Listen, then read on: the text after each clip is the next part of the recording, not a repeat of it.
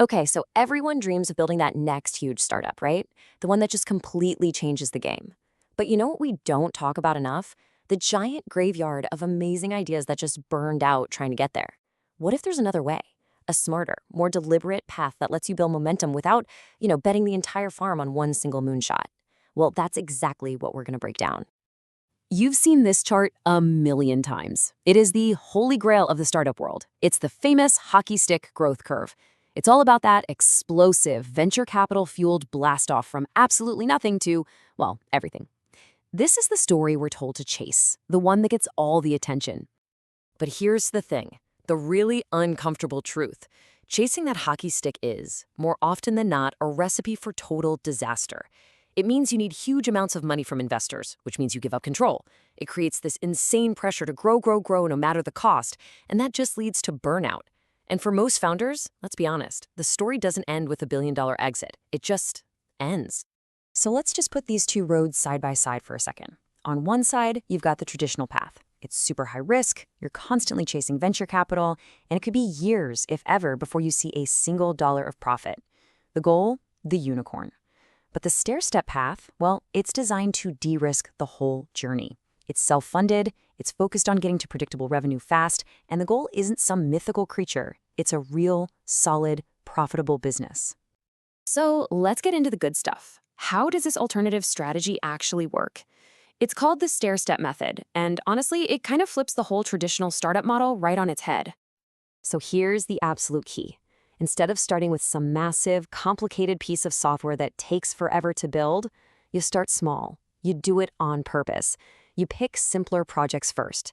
And you might be asking why. Well, because the goal isn't just to build a product. It's to build yourself as an entrepreneur, your skills, your confidence, and most importantly, your cash flow. And this visual, this is the roadmap. You see, it's not one giant, terrifying leap. It's a series of deliberate, manageable steps. You start with one small thing, get it working, and then use the resources from that to take the next step, and then the next. Each one builds on the last, funding and teaching you what you need for the one that follows. You know, Rob Walling, the guy who really pioneered this method, he put it perfectly. Think of it like an apprenticeship for entrepreneurs. It's basically a training ground, but with one huge difference. This training ground actually pays you. All right, so let's zoom in on that all-important first step. This is where it all begins. What does building that first asset actually look like in the real world? Okay, this is a total game changer. The key to step one is that you don't start from scratch. Seriously, one of the hardest parts of starting a business is finding customers, right? Well, the stair-step method has a shortcut.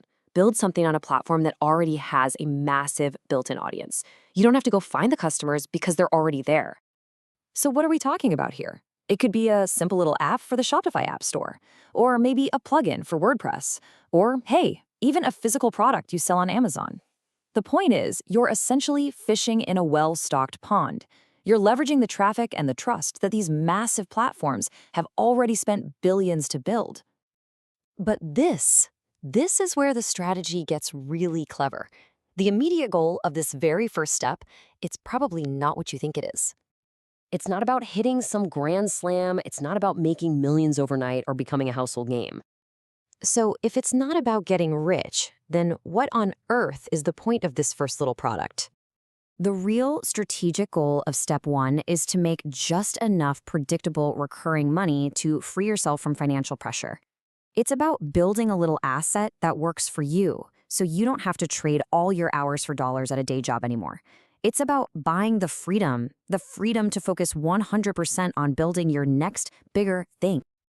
And this is the part that sounds completely backwards, but it is pure genius. We're all conditioned to think that to make $1 million, you have to aim for $1 million right from day one. But the hidden strategy here is that a small, stable, almost kind of boring income stream is the real launchpad for massive growth. We're not talking life-changing lottery money here, just an extra $1,000 a month, or maybe 2 or 5, an amount that covers your rent, your bills, and gives you some breathing room. That small, totally achievable number is the key that unlocks absolutely everything else. It's the foundation for the entire staircase. So you've done it. You've used your first little asset to buy back your time. What's next? Well, this is where you take that small win and you turn it into some serious, unstoppable momentum. That first product, that was just the beginning. It proved you could do it. You built a tiny little machine. Now the goal is to feed more products into that same machine, creating a snowball effect where each new thing you add just makes the whole operation bigger and faster. Now, let's talk about a specific number. According to the framework from 12 months to $1 million, hitting a consistent 25 sales a day is a huge tipping point. It's the signal that your product works, your market is there, and you now have a proven system that you can actually replicate. So here's the formula broken down into a simple recipe. You start with that first gateway product. You work your tail off to get it to that magic number, 25 sales a day. Then, and this is so crucial, you launch complementary products to the exact same customers. You're not starting over trying to find a new audience. You're just serving the people you already have, turning one-time buyers into loyal fans. You do this a few times and bam, you've just built $1 million business. Okay, this all sounds great in theory, but how do you actually start? Let's bring this all the way down to earth with a clear, actionable first move. I want you to forget about those overwhelming business plans and 5-year financial models. Just for a second. Your entire journey begins with one simple but really powerful decision, choosing which ecosystem you're going to play in. You're not trying to boil the ocean here, you're just picking one pond where your customers already live. And here are 3 of the biggest, most accessible ponds out there. Got an idea that could help people who run Shopify stores? Build an app. Can you solve a problem for the millions and millions of people using WordPress? Build a plugin. Got a cool physical product idea? Leverage the massive customer base and shipping power of Amazon. The point is to just pick one and go deep. So, the hockey stick isn't the only way. The stair-step method gives you a more deliberate, a smarter way to build a real, profitable business. You start small, you buy back your time, and you build momentum step by step. It's a journey that begins not with some giant leap of faith, but with a single strategic step. So the only question left is, where will you take yours?